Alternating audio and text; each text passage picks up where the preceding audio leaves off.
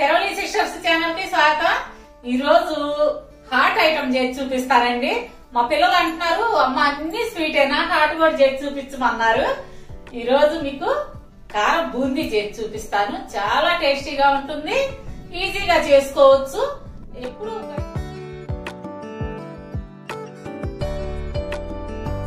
ఎప్పుడు బయట తెచ్చుకునేవి కాకుండా ఇంట్లో నేను చూపించే విధంగా తయారు చేసుకోండి.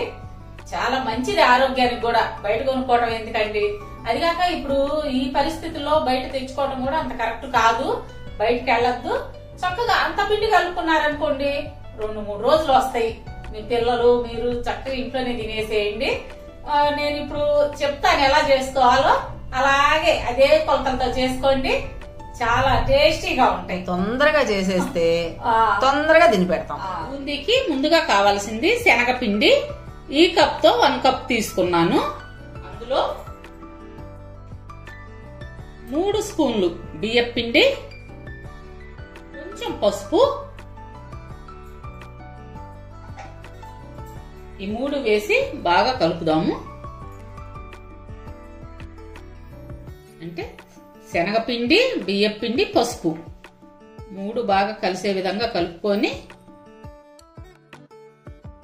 వాటర్ వేసి జారుడుగా కలుపుకుందాం.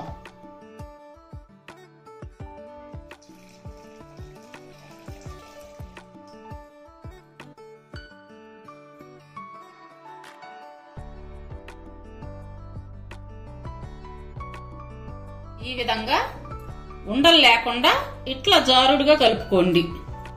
దోసపిండి మాదిరిగా. అంటే మరీ పలచగా కలపకూడదు, అట్లాగని గట్టిగా ఉండకూడదు. చూడండి, ఈ విధంగా కలుపుకోండి.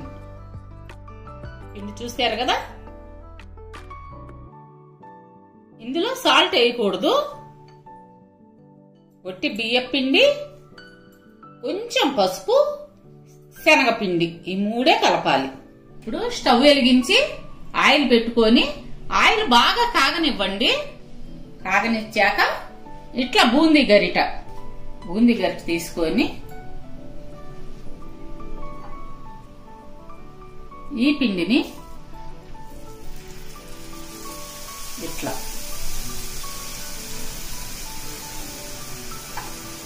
ఈ విధంగా కలుపుకుంటూ గరిటతో వేసుకొని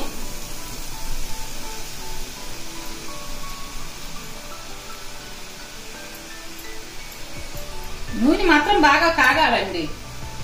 కాకపోతే సరిగ్గా రావు బూందీ, క్రిస్పీగా ఉండవన్నమాట.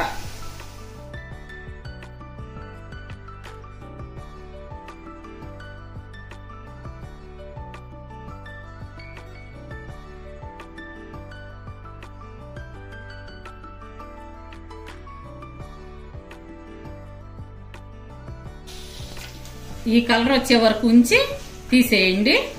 ఎందుకంటే బయట తీసాక కొంచెం కలర్ వస్తాయి.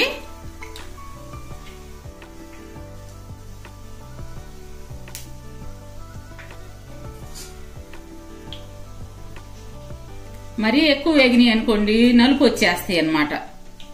అందుకోసం వేగగానే తీసేయండి. ఇప్పుడు అడుగునే ఏమన్నా మిగిలిపోతే ఇట్లా ఈ గరిటతో తీయండి.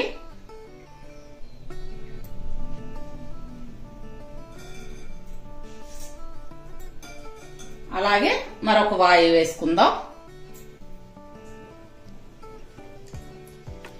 ఈ బూందీ గరిట కొంచెం పైకి పెట్టుకోండి. మరీ కిందకుంటే సెగ తగిలి అడుగున గట్టి పడిపోయి మీకు బూందీ దిగదు. మీకు నూనె కాగింది అంతని గుర్తు వేయగానే అట్లా పైకి తేలుతాయి అన్నమాట బూందీ.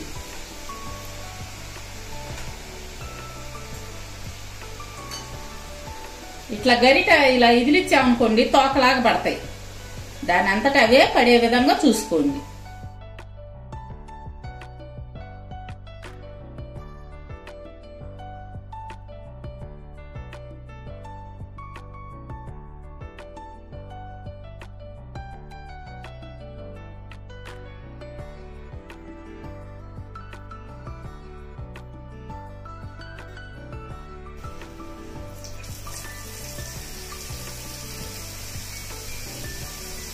మరి బాండీలో గుత్తగా వేసే మాకండి, కొంచెం తక్కువగానే వేస్తే బాగా కాలుతాయి అన్నమాట. బూందీ అంటే బాగా వేగుతాయి.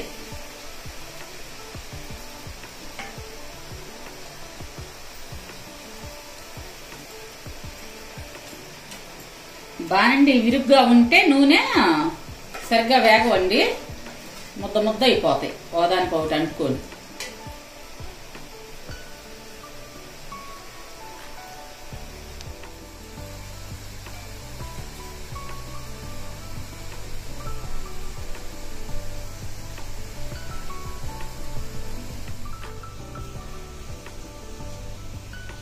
ఇప్పుడు మిగతా పిండితో బూందీ ఈ విధంగానే చేసుకుందాము.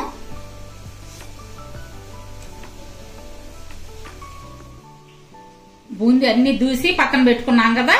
ఇప్పుడు అందులోకి పల్లీలండి, 3 స్పూన్లు పల్లీలు దోరగా వేగనిద్దాం.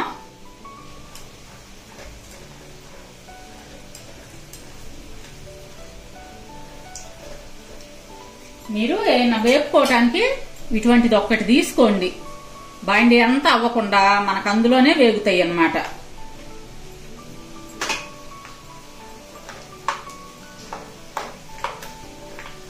పల్లీలు 3 స్పూన్లు అయితే సరిపోతాయి. ఏమన్నా ఎక్కువ తినేవాళ్ళు ఉంటే ఇంకో స్పూన్ వేసుకోండి.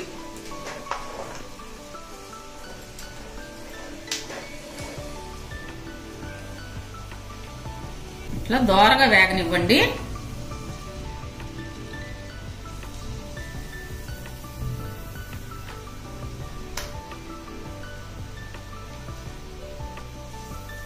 ఇప్పుడు వీటిని ఇందాక దూసి పెట్టుకున్నాం కదా బూందీ, ఆ బూందీలో కలపండి.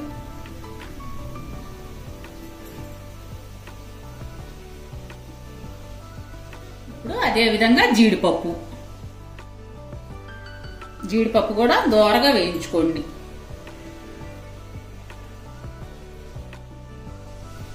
జీడిపప్పు కూడా దోరగా వేగినవి.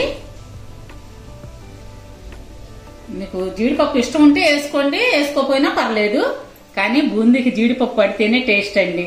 ఫైనల్లో కొంచెం కరివేపాకు,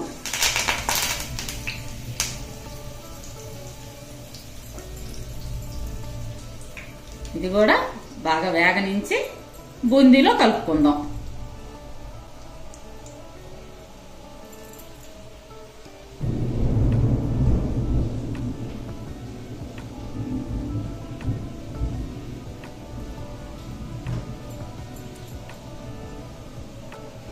ఇవి పచ్చి పచ్చిగా ఉండకూడదు, దోరగా వేగితేనే బాగుంటాయి కరకరలాడుతూ.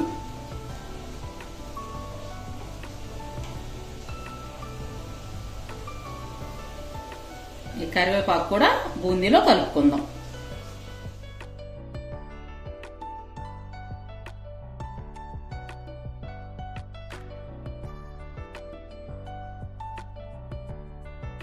ఫైనల్లో తగినంత ఉప్పు, మీ టేస్ట్ తగినంత వేసుకోండి. ఉప్పు, కారం కూడా అదే విధంగా. అయితే ఇందులో సంబార్ కారం అయితే బాగుంటుందండి. అంటే సంబార్ కారం అంటే మసాలా కారం అన్నమాట. గొడ్డు కారం కంటే కూడా మసాలా కారమే బాగుంటుంది. చిటికెడు వేయించి మిక్సీ పట్టుకున్న జీలకర్ర పొడి, ఇవన్నీ వేసిన తర్వాత ఫైనల్లో ఒకసారి అంతా కలిసే విధంగా ఈ విధంగా కలుపుకోండి. ఉప్పు, కారం, జీలకర్ర పొడి అన్ని ఈ బూందీకి పట్టే విధంగా కలుపుకొని వేరే బాక్స్ లోకి తీసుకుందామండి. గాలి చొరపడని డబ్బాలోకి తీసుకుంటే బాగా క్రిస్పీగా ఉంటాయి. బయట పెట్టారనుకోండి ఈ నెమ్ము వాతావరణానికి బాగా మెత్తగా అయిపోతాయి. అలా కాకుండా ఏదన్నా డబ్బాలోకి తీసుకొని పక్కన పెట్టుకోండి. కారం బూందీ రెడీ అయిపోయింది.